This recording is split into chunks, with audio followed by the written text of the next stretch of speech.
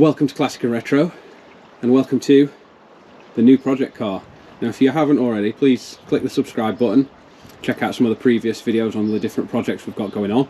But in today's video, it's this, a 1974 MG Midget. Now this is the one to have. It's the 1275 A series chrome bumper round wheel arch car. Now, in typical fashion for me, it is a project. I've been messing around with a few accident damage cars recently, salvage cars and the like. Now this isn't actually one. This has come from a friend of ours. It's a local car, and it was actually caught in the recent floods in Chesterfield. So as you can probably see, it's covered in silt. It's going to want completely going through front to back, and it was a beautiful car, and it really can be again. You can see that it's really been well looked after in the past. Came with a massive file of history. We're hoping that this one's going to be quite a quick project. We've bought a lot of the parts we need for it, so we can just get stuck straight into it and get it done. The weather seems to be picking up, and we want to get this one out and get to a few shows in it and just enjoy a bit of classic soft top motoring. So first job today is get it jacked up, wheels off, give it a thorough wash, get all the silt off it, and then we can start stripping everything down that we need to, and see what we're left with. There are a few aftermarket parts on that we will be taking off. We're going to get this car back as close to standard as possible. So yeah, let's get it jacked up, washed, and crack on.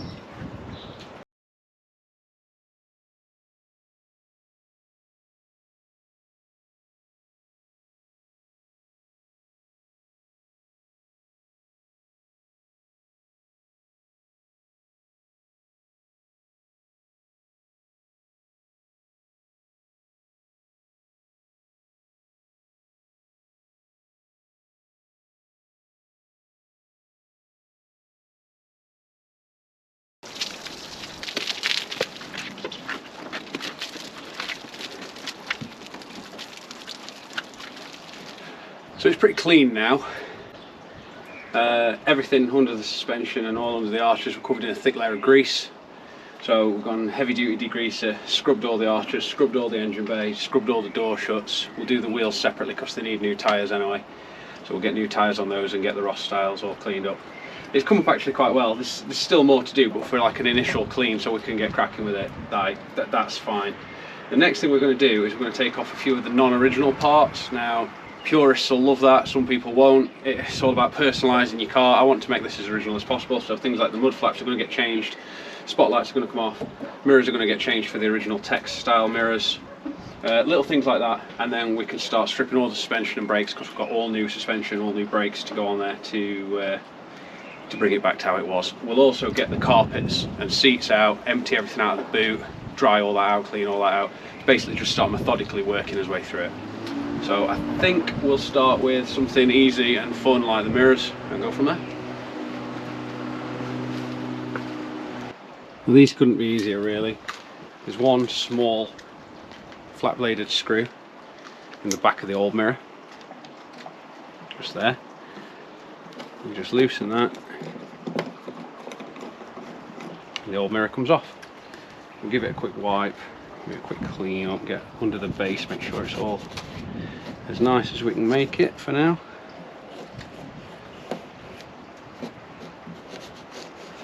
Like so.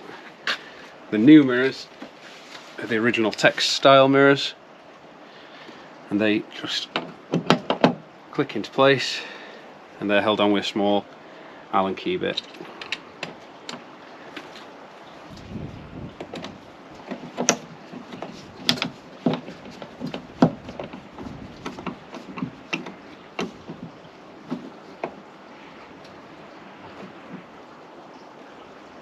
Take care not to over tighten them, they just need to be nipped. And just like that, that's your new mirrors fit. Next we're going to take the rear mud flaps off. These again quite easy, held on in this case with just a cable tie to secure it to the leaf, and then these big two self tappers. Now I can understand why people want mud flaps, but in my experience you get a lot of stuff trapped down the back of them, and I do not want this car rusting. It's too nice. So again, just a couple of Phillips screws and we're out.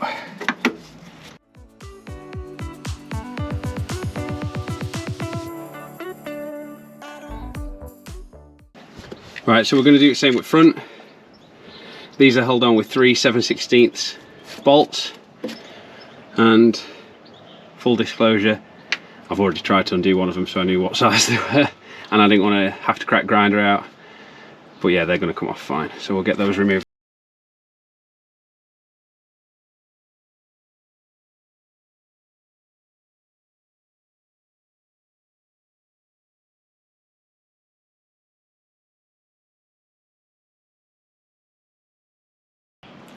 Next is these spotlights. Now these are held on onto the bumper brackets. These ones aren't actually wired in. These are held on with a 1 3/4 nut on either side that goes straight onto the bumper mounts. So to take them off, we've got to take the bumper off, but it's literally 2 bolts, shouldn't take long. I'm also going to get rid of the chrome surround for the number plate. Thinking silver or black number plates. Not really sure yet. What do you think? 74. A bit late, I suppose, for silver and black, but it might look nice on this car. Drop a comment, see what you think. Let me know. If you think it'll suit some nice pressed steel silver and black plates, I'll get some of those for it. Right, let's get this bumper off.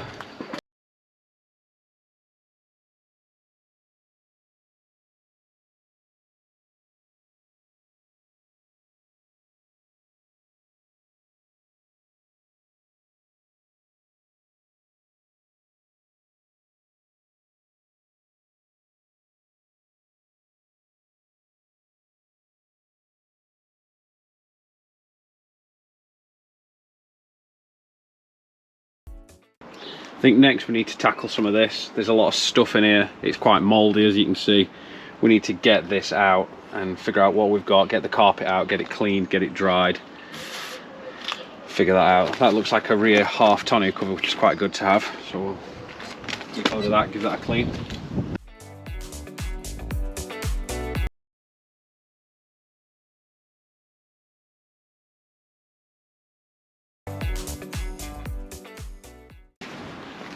That'll do in the boot for a bit. We'll clean that up. There's a lot of just dirt in there, surface rust, which we'll clean up. That's no problem at all. And then we'll clean all that out, dry it all out, and then get the new carpet in. So next off, we'll do the same on the interior.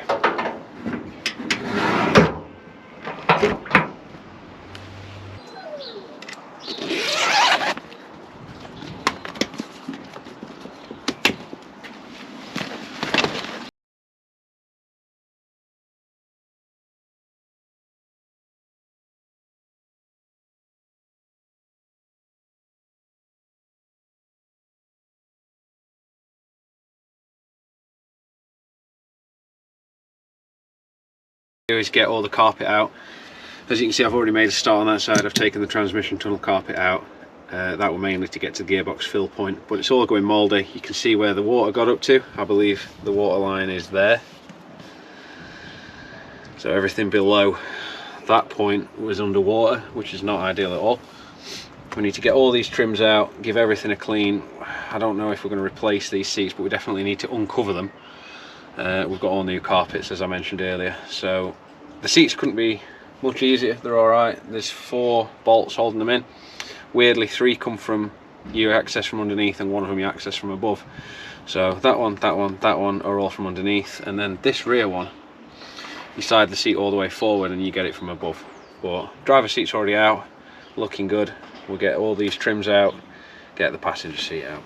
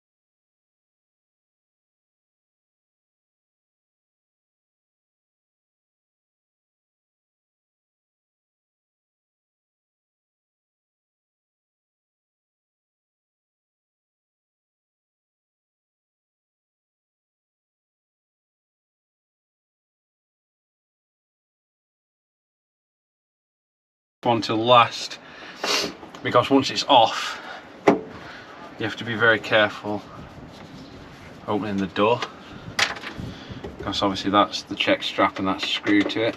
So if you're not careful, they then open too far and dent your A panel. So yeah, you have to be a bit careful. But I think that's all the interior work for today. We've got to top the gearbox up, which is done from in here. That's done from down there. And we've got to take the clutch slave cylinder off and replace that. One of those bolts is done from underneath. One of them's done from in here. So as you can see, that's the interior pretty much stripped down. Now I'm going to give it a day or so to dry out, and then I'm going to start cleaning everything. Might put a bit of like protection on there, and then we can start thinking about getting the new carpet set in. But for now, that's as much as we're doing on the interior. So we'll get the hood back up to keep it protected from the elements, get the windows wound back up, and we'll crack on with it underneath the car, where there's still plenty more to do.